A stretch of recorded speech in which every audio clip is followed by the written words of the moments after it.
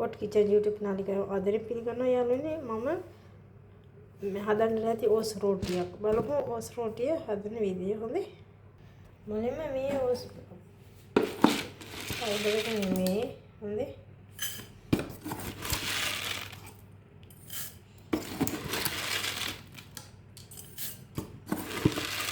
එකයි හදන්නේ.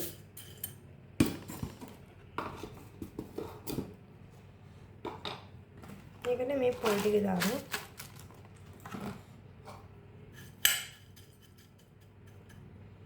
පොල් ටික දාමු. ඒකල වතුර දාමු.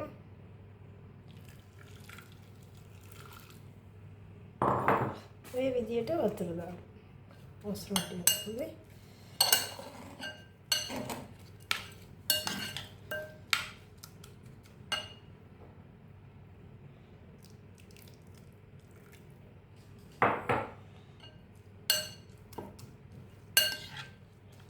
මේ විදියට විනාඩි 30ක් තියන්න. හොඳේ? විනාඩි 30ක්.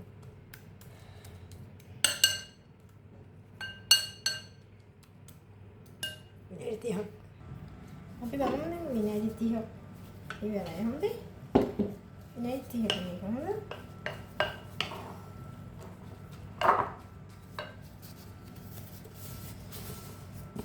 ඒකම පාම් පිටිචුට්ට දාන්න.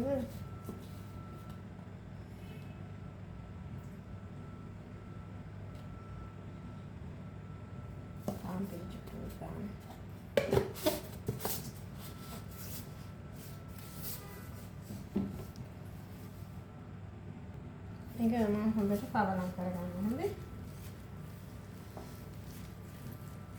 මම පාන් පිටි දැම්ම, පොළොත් දැම්ම.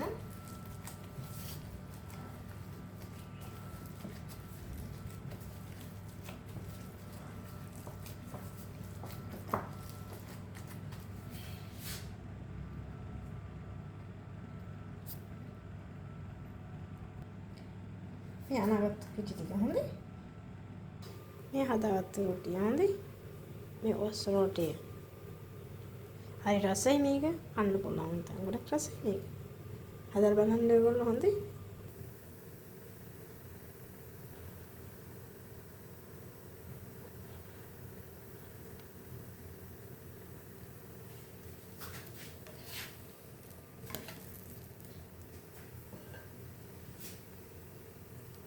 මේක විනාඩි 2ක විතර තියන්න ඕන. මේ ටිකක් තැම්බෙන්න හොඳේ. විනාඩි 2ක්. විනාඩි 2ක කාලයක් වගේ තියාගන්න ඕන. අපිට උදේ කෑමට මේක හදා ගන්න පුළුවන්. ටක් ගාලා හදා ගන්න පුළුවන් මේක උදේ කෑමට. මේ තැම්බිලා තියෙනවා.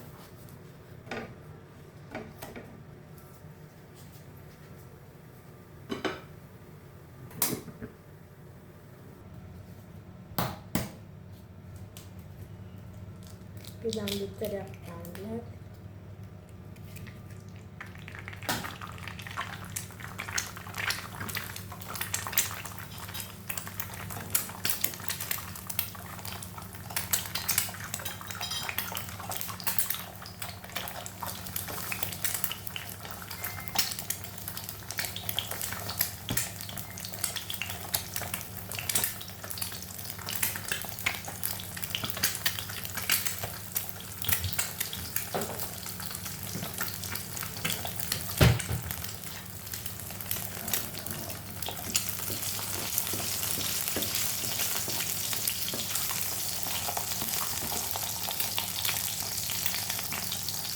කැදෙන්නේ මේ කරපිංජා තම්බල හොඳ ඕනම වෙලාවක මේක බොන්න උදේ ඉස් වඩ ගම ගොඩක්ම හොඳ.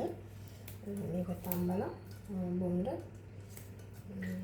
තේ මොන්නේ අපට ඕන දෙයක් වෙන ගොඩක් හොඳයි මේක.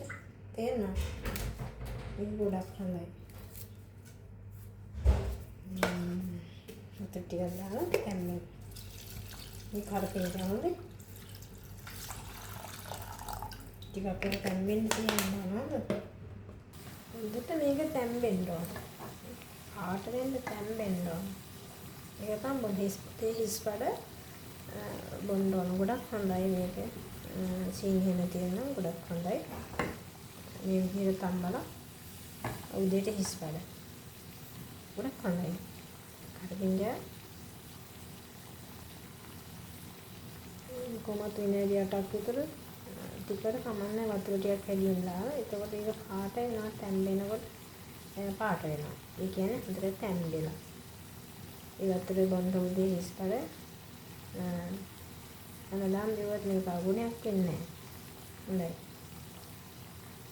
මේක තැම්බුනම ලා කොළ පාට එන්නේ කෙහෙල් දල්ලේ පාට. තැම්බුනම ඒක හොඳට තැම්බුනම කෙහෙල් දල්ලේ පාට තමයි වතුර එන්නේ. මේ වතුර ටික උදේ ඉස්පඩ පිරුම් කියන්නේ හොඳයි. අපි මේක ගොඩ වෙලා තැම්බෙන තරමට අපට ඇඟට හොඳයි මේක. තැම්බෙන තරමට ඇඟට හොඳයි මේ නැටිත් එක්කම දාන්න. නැටිත් එක්කම කොළ ටික නෙමෙයි නැටිත් එක්කම දාන්න ඕනේ. කොළත් හොඳයි නැටිත් එක්කම අර මම කියපු විදිය හරි. අපි දැන් මේ උතුරු වතුර ටික දාගමු.